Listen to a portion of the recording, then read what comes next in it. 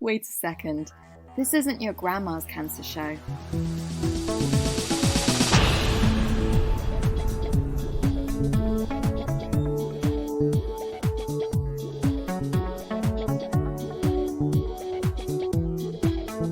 Not your grandma's cancer show. Hi, I'm Tatum, and this is Not Your Grandma's Cancer Show. And so I'm going to start today with a question. Do you ever feel fatigued of fatigue? That awful, soul-sucking exhaustion when your head is too heavy for your neck and your cup of tea goes cold because arm's reach is just too far. And then when you look at your news feed and there's some other person with cancer that's just run a bloody marathon. Yeah, it's the most sickening feeling. And all around there's this pressure to seize the moment. And you really want to have fun with your best friend who normally makes you snort with laughter. But even the idea of putting clothes on is draining. And it can be so hard to explain this extreme tiredness even to those closest to us. And it often makes us feel really isolated, which is why I have fab guests on my show today that know that have been there, and, well, they get it. So joining me today, we've got John Smith, who was actually at university when he was diagnosed with a brain tumour, and Claire Dawson was also joining us by phone a little later in the show. She had a Ewing sarcoma, and she had that when she was 17 years old, and it caused conditions that meant fatigue has been a part of her life for the last 18 years. And right now, sitting beside me, I have Kynwyn Giles. And Kynwyn, you were diagnosed just 6 weeks after you had your daughter Mary. Yep, that's right. Yep, I was diagnosed with non-Hodgkin lymphoma, which also just makes you extremely tired, actually. So I started off tired. Right. So were you experiencing that tiredness all the way through your pregnancy? I don't know, actually, if it was... It's really hard to say because I'd never been pregnant before or since, so I don't really have anything to compare it to. But, I mean, I was pretty tired, but, you are tired when you have cancer. It was actually worse once she was born. And, I would wake up every morning and think, okay, today's the day I'm going to go to Boots. I really wanted to go to Boots. And I never made it because I was just too exhausted. And it was that kind of fatigue where, you can sleep and you feel better for a few minutes when you wake up and then it just hits you again. So it was really, really hard. Because I think that's the thing with words like tiredness and fatigue is people think that they can relate to them. Yeah. Because a lot of new mums will often say, oh, I'm really tired, yeah. I'm exhausted. And it's hard to separate that out from what a cancer-related fatigue is like, which is different. And how I've seen it defined in studies is that it's usually not relieved by rest. Mm-hmm. Yeah. And it lasts for a longer period. Yeah, and I think that's something that's really difficult to wrap your head around because we're so used to the concept of have a good night's sleep and you feel a lot better. Yep. And actually you have what you think is a good night's sleep and you don't really feel any better. And so then you start to think, well, what do I do? Mm-hmm. How do I get over this? Because what if I'm never going to feel better again? And that's a really difficult place to be, I think. Yeah. I'm so glad that you're back on the show. Oh, thanks. Because you were on the very first episode. I was. And we were talking about scanxiety back then. Yep. Yeah. Yeah, I still have that. Yeah. Yep. And of course, the anxiety can also feed into feeling exhausted as well. So I'd imagine you weren't feeling well and you just had a new baby. How would you describe that feeling of knowing that something was more wrong? I think, at the time before I was diagnosed, I knew something was wrong, but I never thought it would be cancer. Mm-hmm. So in a sense, I thought I had anemia because, I was very anemic. So I thought, okay, this is why I feel really terrible and I'll just get my iron levels up and I'll feel better. And what was confusing to me was I think, actually, once I'd finished treatment, because once I started treatment, I actually felt a lot better, which I know a lot of people, you know, they have the opposite. They feel fine and then they have treatment and they feel terrible. I felt so awful before I started treatment that once I started having it and it kind of started beginning to knock the cancer back, all of a sudden I could get out of bed. But then, you know, your goalposts have shifted, because actually I was running 10Ks beforehand, and now like getting up and walking down the corridor and brushing my teeth was a big achievement. Right. And that's a really big change. And then to do that, go through all the treatment, which of course by the end was making me really fatigued, and then think, right, okay, I'll pick up where I left off. I'll get back to what I was before, and not be able to do that is really, really difficult. So you had the expectation that your energy would come back to you. Yeah, sure. I thought, okay, well, and like you mentioned at the beginning of the show, you see all these people running the London Marathon who have had cancer, right? So not that I really wanted to run the London Marathon, but, you know, I thought, okay, I can go back to running 10Ks and I'll have all kinds of energy. And actually that's never happened. I don't think I've ever got back to the energy levels that I had before. Yeah. And how does that make you feel? I suppose you come to terms with it to a certain extent. So, and it's maybe the fatigue has leveled out a bit, so I sort of understand it more. I'm probably less fatigued now than I was 5 years ago when I finished treatment. But yeah, you have to, it's a big mental shift, I think, to think, okay, you can't actually do all of the things that you used to be able to do before. That's a really difficult thing as a younger person to have to come to terms with. So you had mentioned to me there was one day that you went out for a walk with your daughter shortly after finishing treatment. Yeah. So it was one of the first days, actually, I was kind of left alone with her, because when I got out of the hospital, I had my husband and other people helping me. And eventually, you know, they all had to go back to work. So I had her on my own, and I thought, okay, I'll walk down. What I'll do is I'll get up and we'll get ready and we'll walk down the street and we'll go to this leisure center that had a really nice cafe, and then we'll come home. And so we did that. And when I got home, I felt absolutely awful. And like so awful, I actually thought, okay, the lymphoma's come back. This is why I feel so terrible. And I was really upset. And I remember a friend of mine came around for dinner and she was like, you're insane. Why would you walk 5K? And I thought, I used to walk 5K all the time. It wasn't a big deal. And I was seeing my hematologist quite a lot then, so every week or every other week. And I went in and I told him, and I was really upset. And he kind of looked at me and said, you know, the trouble with ambitious people is that they overdo it. And he was like, you have to understand that you can't just go and do that. You know, you've been lying in bed for 6 months and you've had really intense treatment. And of course you can't do that. Of course it's going to make you feel terrible. And I thought, one, that shouldn't be that ambitious. You know, I just want to do what a normal person is doing. And two, is this what my life is going to be like now? I'm going to feel sick every time I overdo it. So, yeah, it was really difficult. I was really, really upset. I mean, it stuck in my mind, and it was years ago. Yeah. And I think that's something that's particularly for younger people that started maybe with a higher energy level, whereas, you know, doctors are often used to seeing people at later parts of their life where maybe they've already eased up a little bit with their activities, but to go from such a huge shift of energy to not have it. And did what he said, did that help you to kind of get your head around it, or did you still find a resistance? Yeah, probably not. Now I think about it and think, oh, you know, maybe he had a point. But I think my approach, I mean, maybe it's always been my approach in life, has been more crash and burn than sort of, you know, slow and gentle management.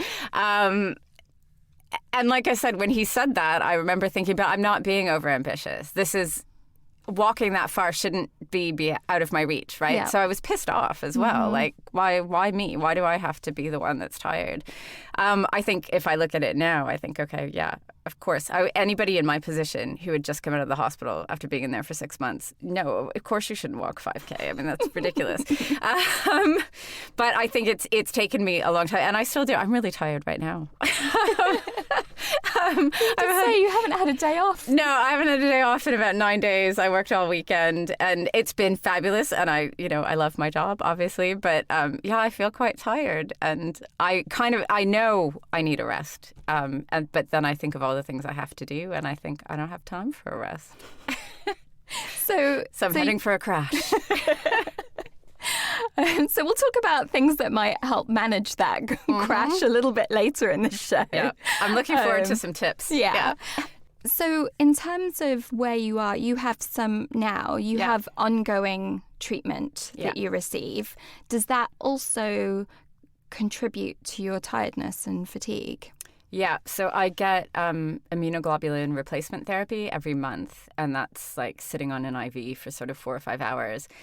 And I think maybe it's that, actually. I mean, I joke that I'm heading for a crash, but it has forced me to manage myself a bit more effectively because it makes me feel nauseous and it makes me feel really tired. And again, like most people, at the start when I started this therapy, I thought, I'll just push through it. Like, how bad can it be? I can still go out for drinks. And having done that a couple of times and then finding that it actually makes the effects of the treatment last longer.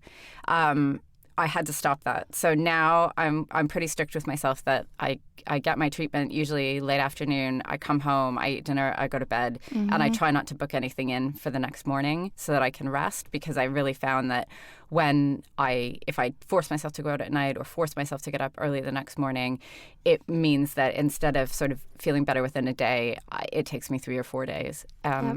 And again, that's been a difficult lesson, because you don't want to be the person who says, I can't go out because I'm having my infusion, and no, I can't have that meeting, or I can't see you the next morning because I'm supposed to be resting.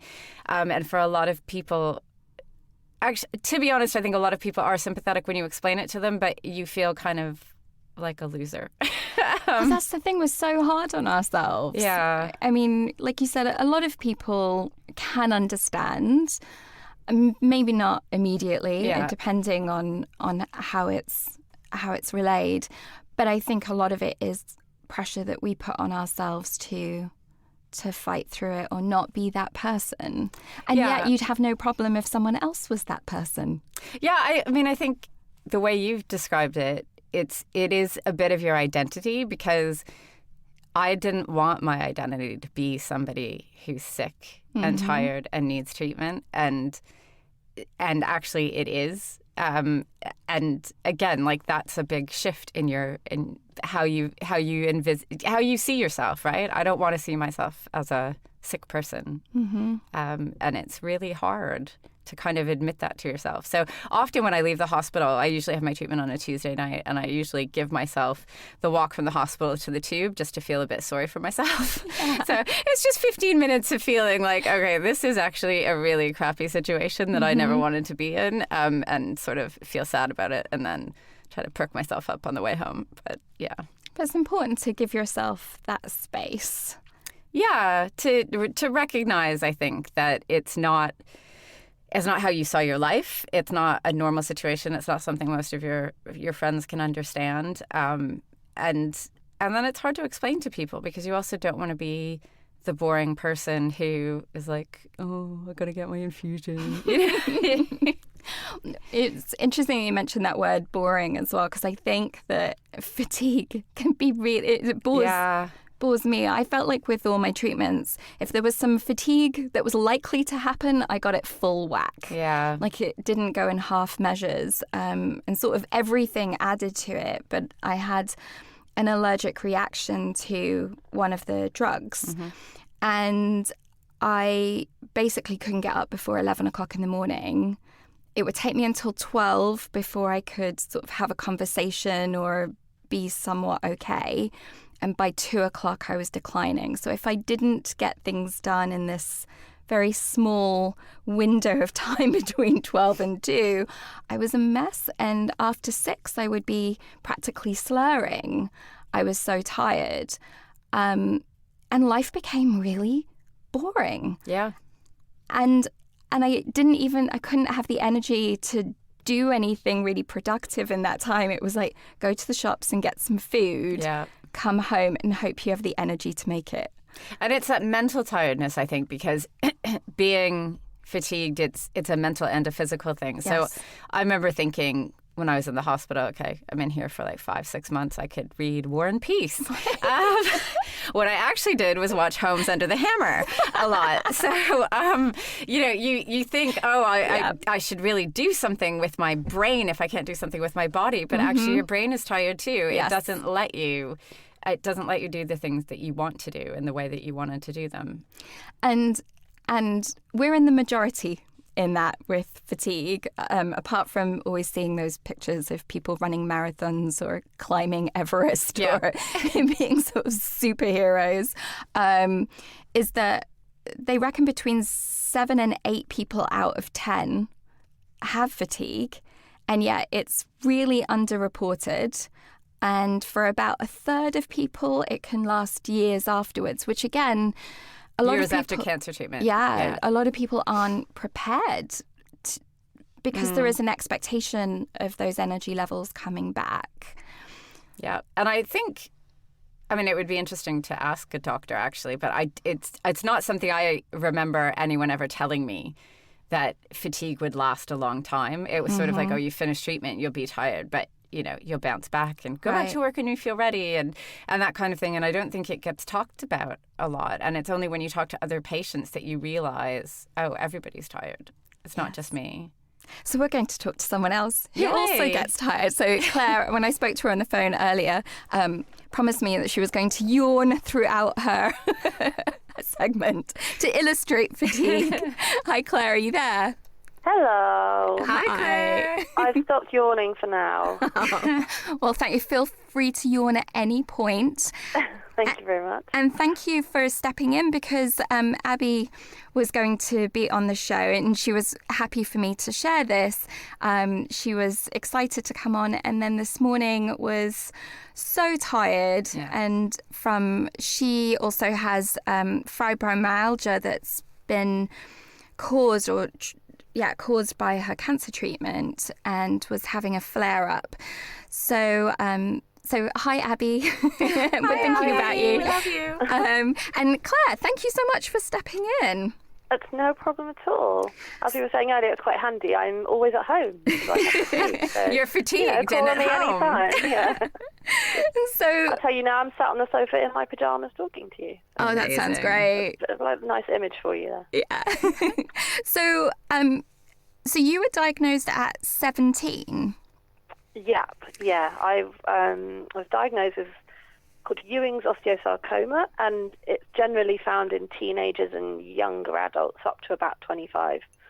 So yeah, fatigue before, I didn't really get in the run up. I didn't notice I was tired or anything.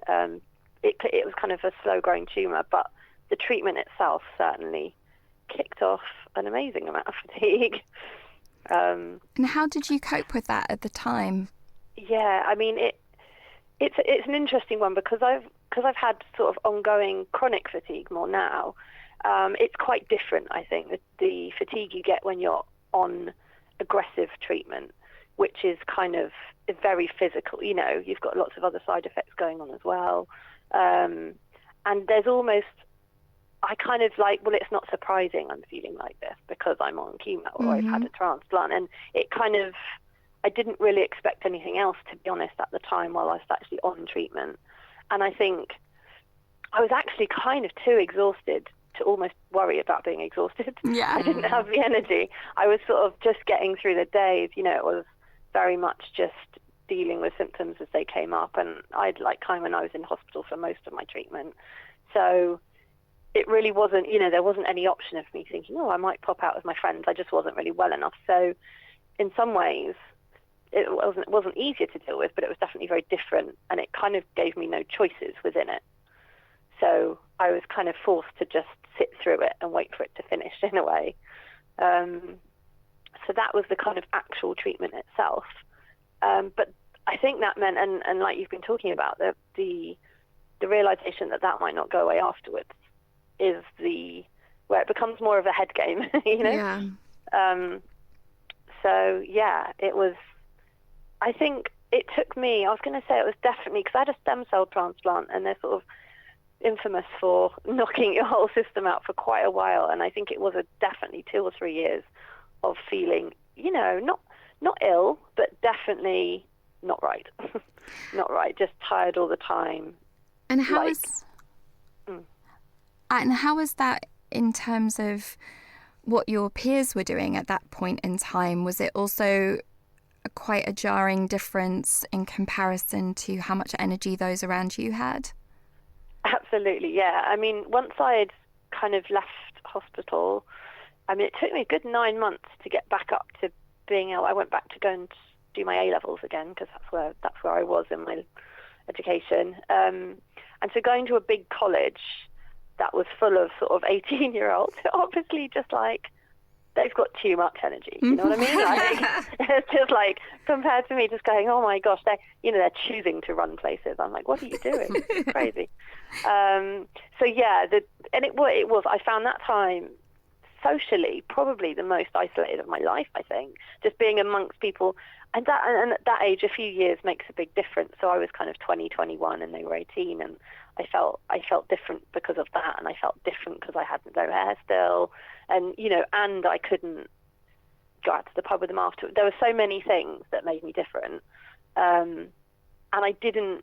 I think when you're in that position of feeling different or isolated, it takes energy to kind of step out and make those connections and sort of fight through it a bit. And if on top of that you haven't got the energy, I think I just kind of gave into it a bit and was, had a few years of just being really, just go to college, do my work, go home, just get through the time. I don't think I'd quite I hadn't really acknowledged it as fatigue either. I think I was just, I still feel ill, and I didn't really distinguish it from anything else I'd felt. So, like, compared to what I would do now, for example, to deal with it, I was just, I didn't do any of those things, and I just kind of wallowed a bit, and I think I did the bare minimum. I knew I had to do studies, and that was kind of tiring enough, so I just got that done. So yeah, it was tough. It was tough at that age, definitely. And so you mentioned now, do you have kind of a toolkit that you draw from?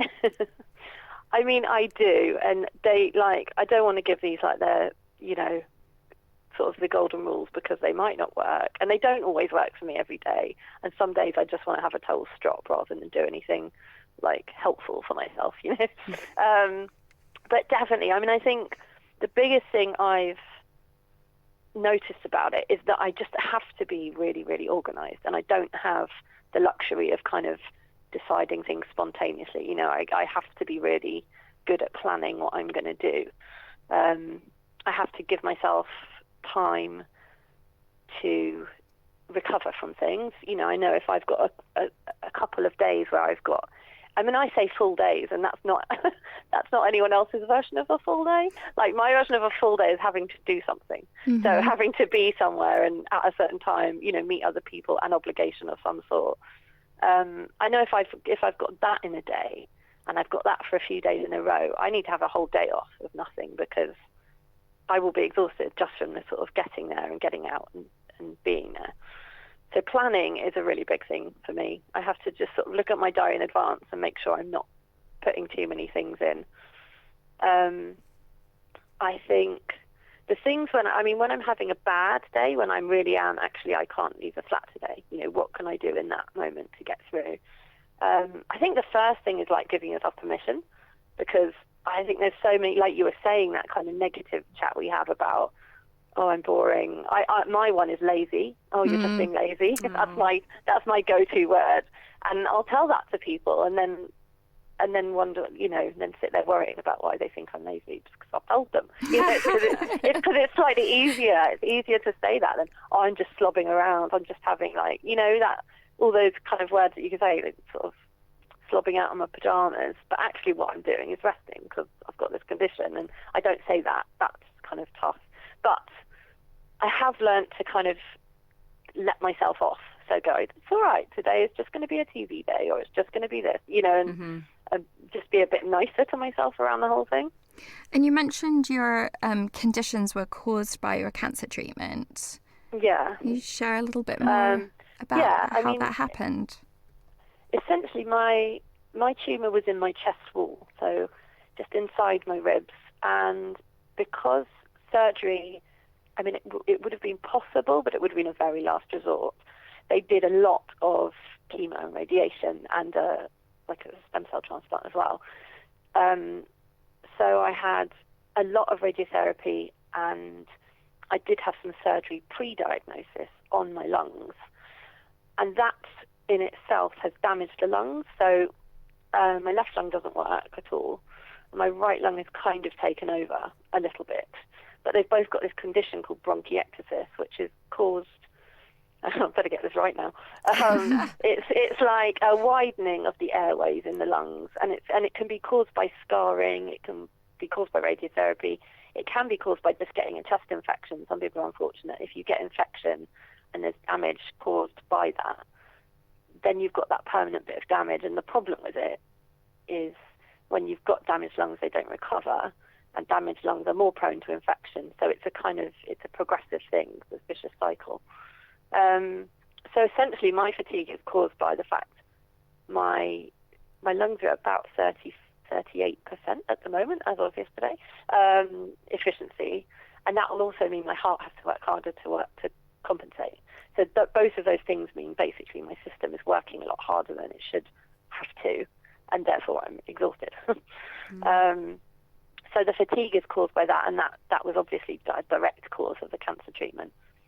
And it's interesting because it's a progressive condition. It's definitely been something I've had to get used to. At the very beginning, when I first came off treatment, I'd get a bit tired if I tried doing a lot of physical stuff, like a lot of physical activity. And I mean, I was never one to love games or PE at school, so it didn't really bother me. I kind of, I'd occasionally, I could go out dancing all night at university. It was kind of, I was all right for a while. So I did definitely recover from the fatigue from treatment, the direct kind of cancer fatigue. I got better from that. But then as the condition in my lungs has got worse, it's turned into more of a sort of chronic day-to-day up and down thing. And how has it been for you talking to other people who also experience that management of a condition that's chronic and causes fatigue? I mean, it's been invaluable. Like, really, I can't sort of overemphasize how important it is to be able to share the stories that you probably wouldn't want to.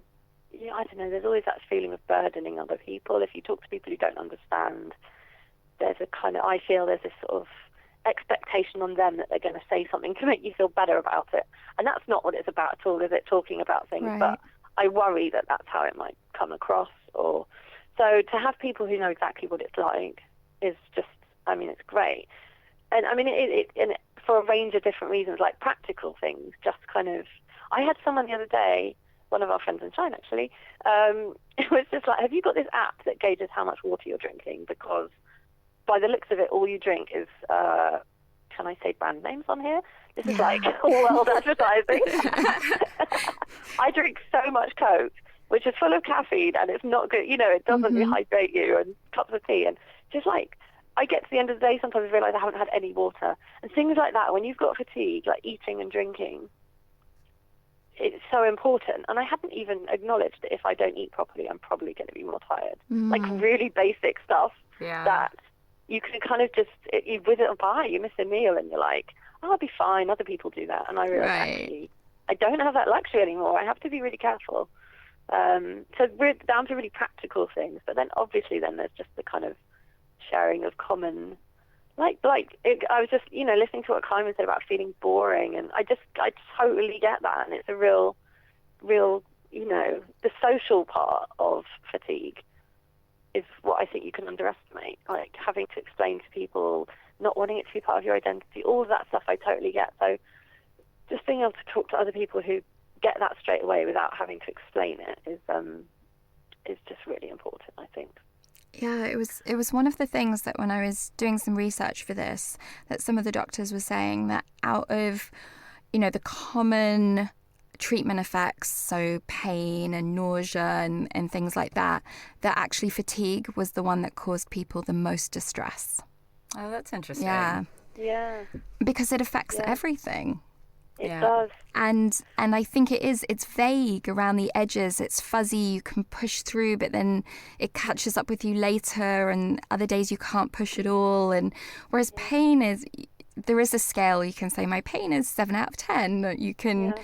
there is something that people understand, Yeah. Yeah, but actually, yeah, feeling depleted, physically, socially, psychologically, it goes to the very core, doesn't it? And it's kind of like, Tatum, we were discussing this before the show, that, I think before you get ill, you have this sense that you can always push through or borrow energy from the next day. And actually, when you have fatigue, that doesn't work, because you don't actually have the energy from tomorrow to borrow. And if you do that, you end up feeling worse. So there's, it's about learning to pace yourself, which is really hard because, like Claire, you said, that means you have to plan everything, because actually life isn't easily paced sometimes. That's not how things work. And that's a very difficult thing to get your head around, because we are just so used to seeing really energetic people pushing through, right? I don't need sleep. I'll be fine. yeah, definitely. And it's been, like, I found it's been really trying to explain to my friends exactly what that's like. Have you guys heard of the spoon theory? Yeah. Which is, I just think it's amazing. It's such a great way of explaining, like, essentially you've got this finite amount of energy, and it's not up to you how that gets spent. Like, as in just getting out of bed, you'll lose a certain amount of your energy, and other people don't even consider that. And it's been really helpful, I think, trying to and that's come from talking to other people with the condition. They said, have you read about this theory? And it's meant that then you can explain to people who don't get it, who might understand exactly what you're saying, things like pain or, pain or sickness or things that you can take drugs for and get, there's something practical you can do. Was trying to explain this, like, all-encompassing, psychological, physical, like, almost spiritual. Like, you completely lose, any kind of energy to kind of look forward and hope for things as well. Like, all that can be really difficult when you're in the middle of a bad day. Because the spoon theory is you have a certain number of spoons per day, right? You essentially, I think it came from this girl. It's a really interesting story. The girl was just talking to her friend in a cafe, and I think she had something like lupus, a chronic condition that affected her energy. And her friend was saying, what's it like? And she basically handed her a bunch of spoons, I think 12 or something like that. Yeah. And she said, right, you've got the condition. This is your condition. And now explain to me what you do on a day. And so she said, well, I wake up and I get out of bed. And she, like, grabs one of the spoons off her. And she's like, well, that's one of your spoons gone for the day. You've only got a certain number of those to spend on things that you want to do. So you've got to be really careful now. And so as she went through her day, having a shower, washing your hair, that's 2 spoons. Washing your hair and shower, you have to kind of, you can't. It's a big day. Like, you don't understand washing your hair. That's a luxury. Like, that's a lot of energy, because you then got to dry it, and all these things that people just completely take for granted. Yeah. And if you get to 3 p.m. and you've used up all your spoons because you've had a busy day, I mean, she did say, and it's quite interesting, she says you can borrow from tomorrow's spoons, but that's going to go horribly wrong. Yeah. Because then tomorrow you're not going to be able to, like, get up and cook. And it's just a really good example of, it's basically having to make choices about all the things you'd like to be able, and a normal person would be able to do, and you've got to choose which ones you prioritize. It's online. If you Google it, spoon theory, it's a kind of really nice, simple description of something that actually feels really complicated to explain. Yeah, I really like that too. Thank you so much for chatting with us, Claire. It's a pleasure. It's an absolute pleasure. And thank you for asking me. Oh yeah, anytime. You definitely have to come back and come into the studio sometime too. Oh, damn, that would be exciting. we can let me reserve know, some plan spoons. it in my diary. I'll leave a few days before and after to recover. It'll be perfect. Excellent. All right, Claire. Talk to you All soon. right. Bye. Thanks so much. Bye.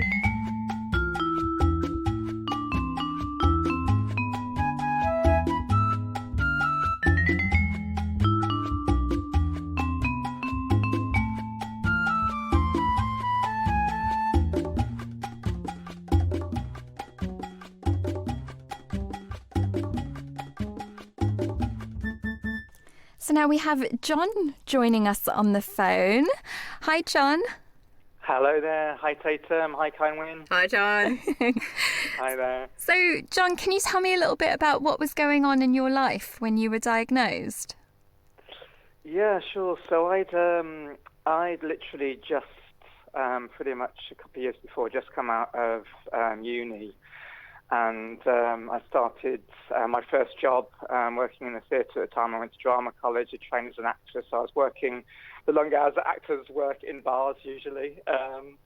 So I was working and doing all the usual things that people do in their early 20s, trying to start their careers. And I just started to experience some really weird symptoms in around 2004, I guess it was. I first started getting the symptoms. And first of all, it was just chronic thirst and tiredness and lack of appetite. And it all really started to impact on my lifestyle, I guess, and my work as well in particularly. And that's how I really first started to notice all the symptoms. And I was going to my doctor and telling him about the symptoms for a long time, for around a year, I think, from 2004 to 2005. I was going and saying, look, I'm always thirsty, I'm tired, I'm not eating properly. But she just said to me, you're a young man, you're fit and healthy. She did a certain range of tests to see what was happening. They didn't show any immediate results that she could identify as anything.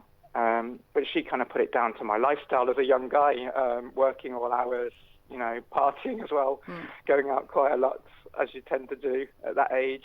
And because I was working, the hours that I was working as well in the bar, and also trying to get my career on track at the time, she kind of put the tiredness as well down to my lifestyle. And I mean, I was literally some days, you know, I'd go to work and then not get up until 3 o'clock in the afternoon.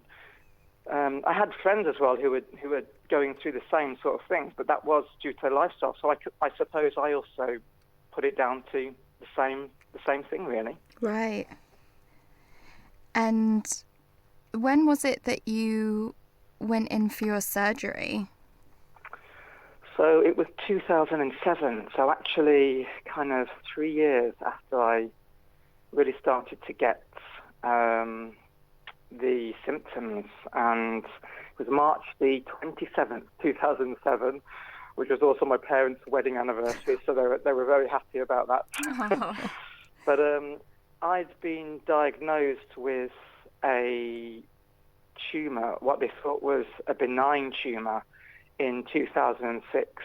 So I think I was 24, 25 at the time, or something like that.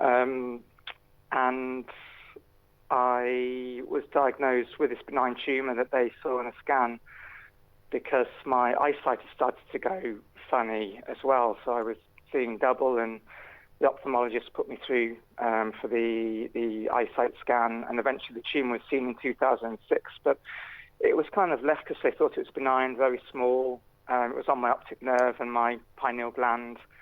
So they just left it until March 2007, when I basically woke up one day and couldn't walk, couldn't speak, just was all over the place, didn't know what was happening, but presumed it was something to do with the tumour, and basically was rushed straight into hospital and into emergency brain surgery, where they literally were able to go in and take everything out, fortunately, without damaging my optic nerve any further than this has already been damaged by the tumour.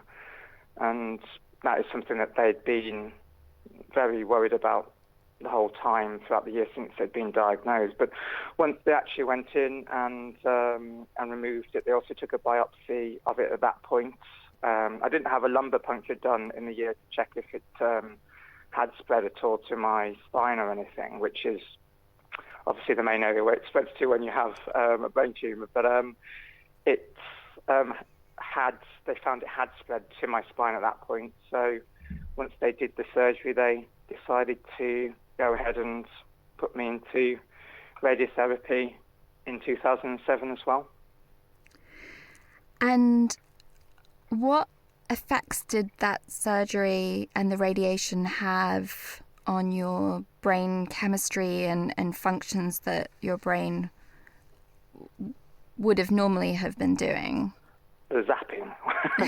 They zapped my brain, yeah. Luckily my brain still is there, but it did impact quite a lot of my hormonal functions. So not only did it's mainly partially sighted due to where it was on the optic nerve, so it crushed the point at where my two optic nerves cross in my brain, but also it damaged my pineal gland. So and basically you have something called the adrenal axis, which is an interaction between your adrenal gland, your pineal gland, as far as my understanding goes, and also your thyroid gland as well. And my adrenaline axis was completely knocked out, so I no longer produce natural adrenaline. So that's one of the big impacts on my levels of fatigue and reaction to fatigue and anxiety and things. And it also, the radiotherapy destroyed my thyroid gland, which is in your throat. So the radiation rays came through the back of my head and out through kind of the front of my face, through the mouth and throat area. So it destroyed the thyroid gland there. And it is also the first hormone is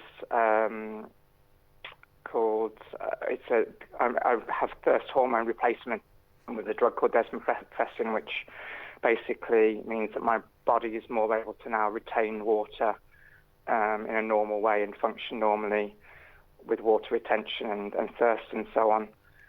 So those were the three hormones I've always had replaced. But then this year I've just been started 10 years after on a new hormone, which they found I also need a replacement on, which is growth hormone, which also impacts a lot on fatigue and energy and sociability as well and things like that. So yeah, there's a few little hormones that I'm able to pop pills for and take injections for to get the functions back to normal a little bit as much as possible. So I suppose with all of those, you're looking to manage them with the medication that you have been given. So yeah, it's amazing. Yeah. Pop a tablet and I can almost immediately feel sometimes, especially with the hydrocortisone. I can immediately feel when it's starting to work. Yeah. And so for you, how has fatigue impacted your life? Wow, I think it's been, as we all know, it's been, one of those impacts that you don't expect because you're dealing with everything else that you've gone through. And as you're, particularly when I was trying to get, after my treatment had finished, after I'd recovered and been weaned off all the drugs I was on at the time, and trying to get life back together a little bit and back on track and everything, you'll think, I didn't expect that this was going to be something that I had to deal with. And it has a day-to-day effect, really. Just planning what you're going to do in the day, your ability to do things that people around you can do, and you have to kind of adjust your lifestyle to take into account fatigue as well and the effects it has on you. And sometimes your friends and family, they don't always appreciate how it does affect you and how it impacts your ability to do certain things. For me, it had a biggest impacts have been on, at the time when I was young, in my mid-20s, I was still trying to, keep up. But when I got, as I say, better, I don't think I was fully back to myself until about 2010.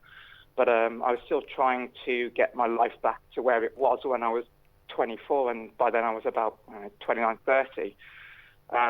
And I was still trying to get back to going out clubbing or going out drinking as much as as I was, in my earlier years. But I found my friends had all moved on, different stages in their lives, and also I didn't have the capacity to be able to go and do it. So I did find, as soon as I got better, that some friends didn't quite understand that I wasn't able to do things like, going out with them as much or doing certain things. And also, some of the hormones I was missing really had a massive effect on my anxiety and reaction to stress as well. So for a couple of years, I really found it difficult even going into rooms with, more than 10 people or so, or particularly speaking in front of people. And that was a huge change for me, having gone from, training as a performer to then having massive anxiety of even speaking in front of people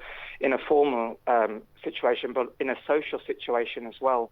Just knowing that I was going to go to a bar or something where there'd be mates all sitting around talking, and the anxiety would really kick in, and that was affected a lot by fatigue. So I'd push myself to do things and then realise I'm too tired to be in this room having this conversation because I'm dealing with these other symptoms and things as well.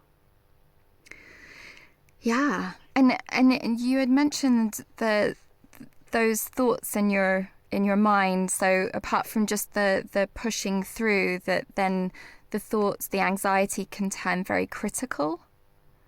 Yeah, so you kind of get to a point where you're comparing yourself with people, and you compare, particularly I think in work is a big one for me over the years when I've had jobs that I've had some quite intense sales jobs and jobs that in a normal person require a lot of energy and a lot of drive, and when you're contending with the medical symptoms of fatigue in particular, comparing yourselves to your colleagues or your friends who are able to really push through things like that and achieve what they're achieving, you really criticize yourself and say, why can't I do it? And you push yourself harder, which isn't always the thing that you need to do.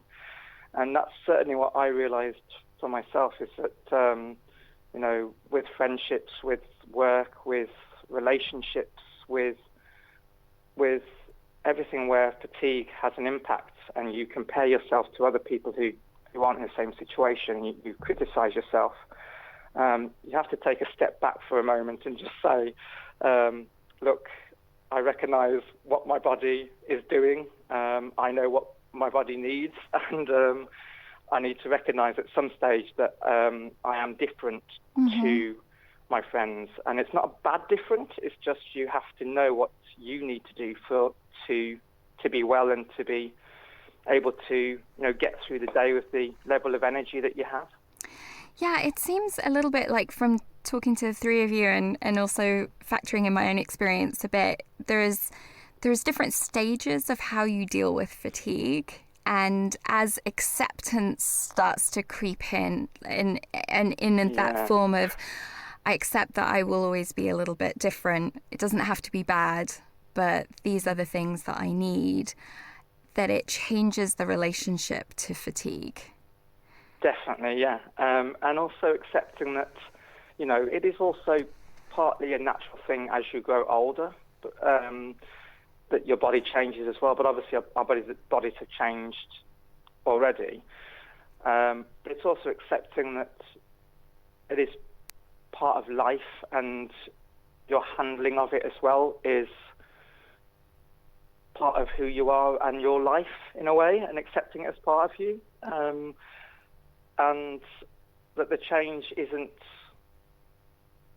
it's not something that's bad. It's just something that is there, and your mates will, and family and everyone, grow to understand it. And mine have been amazingly supportive ever since, to know exactly when to notice when I'm, really suffering through fatigue, and will always be there to help. So that's what, is a really positive thing that you take from it, is when you get the support that you need and people recognise what you're going through. Yeah, and that can often take time as well. Because, I suppose with any of us, it takes us time to figure it out, and then it's going to take time for people around us to also really be able to accept that and see that too. Yeah, definitely. I mean, I for years, a good technique I found was, you know, I know that I don't like to use the word fighting when I say I'm fighting my illness or my cancer or my symptoms, but definitely when it comes to managing my fatigue, I know that I've got a certain amount of energy in the morning or capacity to do things throughout the day. And when I get a moment when I'm really suffering my fatigue, I almost view it as an opponent in my head. I take it on, and I do sometimes speak to myself, and I go, you know, okay, bring it on, come on. And I'll really, you know, I mean, my language can get a little bit more extreme than that. You can totally share that with us. So I will literally swear to high heaven and just say, you know, fucking throw it at me. Come on, give me what you've got. And that will really get me standing up and facing it and in my own way fighting it as well. And I do believe that there is certain symptoms that I have, like fatigue and anxiety, that I do have to fight throughout the day, every day, to, you know, to do certain things. And that's just one way that I cope with it, is viewing it as an opponent. Interesting. You'd also mentioned about thought blocking. Yes, so that was something I was very lucky when I finished my treatment. That I didn't go out and find a lot of support, which I didn't know anything about Shine at the time or any other support charities that are out there. But I was referred through my hospital to one of their in-house kind of counselling psychologist people, and he showed me this great technique called thought blocking, which is whenever you get a negative thought or something in your head that's, you know, impacting the way you feel or do things, is to just recognize it and take a moment to just judge, well, not make a judgment, sorry, but to see, is it, you know, a happy thought, a bad thought, but then just to recognize it, not feel bad about it, but just to discard it and block it essentially and stop it right there. And that really helped me with, particularly with the critical reaction to fatigue and my symptoms. And it also helps with, you know, part of it as well is keeping a journal alongside it, which he recommended, which I think I did for about 6 months, and then, like everyone, was really committed to it, and then found I couldn't manage to keep it going. But it really does help if you're keeping a regular journal with those kind of thoughts in, and then it helps you recognize when you're having them day to day. And it's also part of mindfulness as well, which has really helped me in the last few years to recognize when my body's doing certain things and just step back from it and say, it's my body, it's not me, and distinguish between my symptoms and myself, my mind and my body. That's the two areas that I draw a line between. It's interesting that idea of breaking down the thought blocking reminds me of your walk home from your treatment, Kynwyn. That if you have this little period of time where you acknowledge the thoughts and sort of give them a little airing, and then you can move on to the next thing. Yeah. But you haven't squished them all down immediately. Yeah. Like there does, you know, a little period of time. But then, yes, there's finding that separation between mind and body. Yeah, I mean, I remember seeing a counsellor for a while and saying to him, actually, when I was really not very well, and saying, oh, you know, I'm trying really hard just not to feel sorry for myself. You know, there's nothing to be gained. And he said, well, maybe you should feel sorry for yourself. Like, actually, you're not in a great situation. Maybe you should just allow yourself to feel sorry for yourself. Mm-hmm. And I, at the time, I think was a little bit puzzled, but actually there is something valuable in acknowledging that you're in a situation that nobody would want to find themselves in, and recognizing that, and then, you know, not wallowing in it, but recognizing that does make it hard. And so maybe actually your reactions aren't unreasonable. Mm-hmm. You know, it is okay to feel a bit sad that this isn't how you planned your life. and then, you know, still plan good stuff around it. Yeah. I know for me, it partly goes back to my dad was a proper hypochondriac. So my internal fear was of becoming a hypochondriac. So even just like regular coughs and colds before I had cancer, like I was really, really bad at navigating them. I'd always push, I'd always say like it wasn't really there, and I'd end up making myself really ill. That's like you were a hypochondriac about being a hypochondriac. Exactly. That's deep. Yeah. That's deep.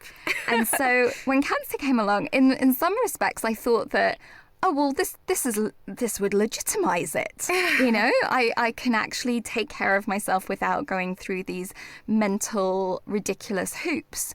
But no, it didn't work that way. Yeah. And I still felt like, especially with fatigue, that it fell in that category of, you know, maybe I'm just lazy, maybe I'm just this. Yeah. That was what I felt for years. Was that maybe I'm just lazy. Maybe I'm just lethargic. Why can't I get up and do stuff? Yeah, and it's taken a long time to find my categories of fatigue, and knowing, like, I mean, I can very clearly know the difference between regular tired and fatigue. Fatigue for me makes me feel like my bones in my legs feel like metal. Like there's actually a very physical sensation to it.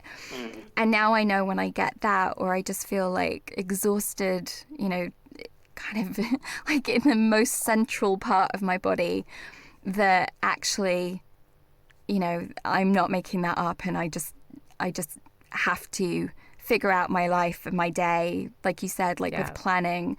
And there's just no way around that. And that's where I get to kind of separate it out from me. But you think, oh my God, it takes years to get to that point sometimes. And if we'd only been easier on ourselves, and maybe listen to a podcast like this right at the beginning, then it would have made us feel a little less pressure on ourselves. I also love, John, that you have a beer tip.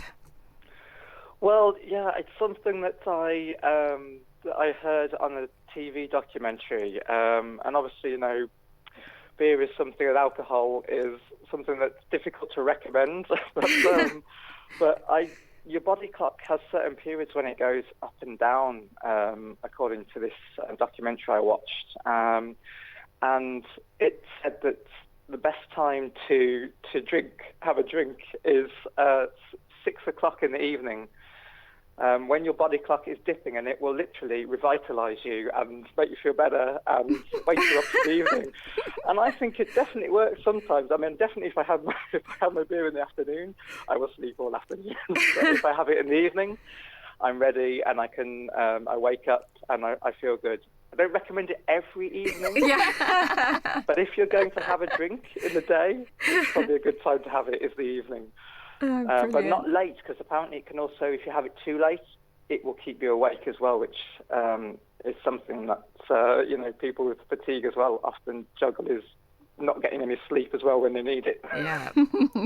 Yes. Okay. But yeah, so there's a good excuse for some cocktails and beer. I'm not buying though.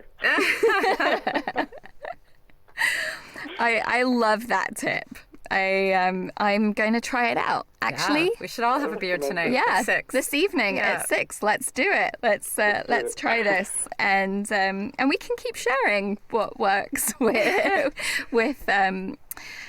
alleviating and understanding and evolving our relationship with cancer fatigue. And lots of people post about it on Shine Cancer Support's private Facebook group. So if you're not on that, you can go on there. No one else needs to see. You can post your experiences, and no doubt probably 100 people will be like, yes, yes, we get that. Because, yeah, You could start a fatigue club. Ooh. Yeah. Yeah. That does sound good. A pyjama party. Yeah, definitely. I mean, yeah. I mean, I'm lucky. Well, John's lucky. He has a very understanding boss, I hear. Yeah, I do. Yeah. Hi, John. I'm in pyjamas now, by the way. Yeah. But actually, it's interesting, right? There's 3 of us at Shine. John works for us. And we have an office and we work together, but we do all work from home. And sometimes I read once that Arianna Huffington, the billionaire that owns the HuffPost, or used to, that sometimes she works from bed. And so I thought, well, if that was good enough for her, I could do it for me. You're probably not supposed to do it all the time, but some days if I'm really tired and I have something to get done, I will work from home in my pajamas and, just try to manage myself that way. So, so John, that's fine. You can be in your pajamas. Well, sometimes you just have to do what you know you need to do, don't you? And for me, it's I always know that I have to, when I'm really feeling the worst, it's getting fresh air, getting out for a walk, just 20 minutes out into some countryside and or to some greenery. It just makes a huge difference. Yeah, I think moderate exercise, I mean, I know that is supposed to help, and actually I have found that as well, like toning down my kind of extreme tendencies to want to do a triathlon or something, but actually like a 15-minute walk outside, just gentle walking, can really make you feel a lot better. So, and when you're tired, that can be hard to think like, oh, I got to put on my shoes and go for a walk, but actually once you do it, you do really, I usually feel much, much better. It just kind of clears your head and, gives you a chance to breathe. I know that, especially missing adrenaline, that if I get to the gym in the morning with your body clock and the way the circadian rhythm works with that, if I get to the gym in the morning, my endorphins and I think serotonin and those kind of chemicals kick in and do the same kind of job that the adrenaline does. So that will always make me feel better and last throughout the day. That's a really good idea. I like both of your ideas. I know what I sometimes do is I give myself a pajama day where I give myself permission to do nothing. Nice. Yes. And it's always the day I'm really productive. It's always the day that then I'm like, you know what, I really want to go for a walk. Yeah. Or I really, you know what, I'll tackle that corner of disorganization, or like I'll clean out a cupboard, and I'm like, it's my pajama day. But I think sometimes giving yourself a bit of a break, then you can do the things that you need to do that will actually make you feel better. Absolutely. Well, thank you so much to you, John, and to you, Kynwyn. Thank you for joining us today. And if you have an idea for a show, feel free to drop us an email at hi@shinecancersupport.org and get on the Shine Facebook private page and add to your toolkit of what works for you with dealing with fatigue. Any last words, Kynwyn, about fatigue? No, I'm going to go home and take a nap. So I'll see you guys later. Okay, so nap and then beer at 6. Yeah, exactly. Yeah, All right. I got a lot to fit in. Brilliant. Till next time. Bye.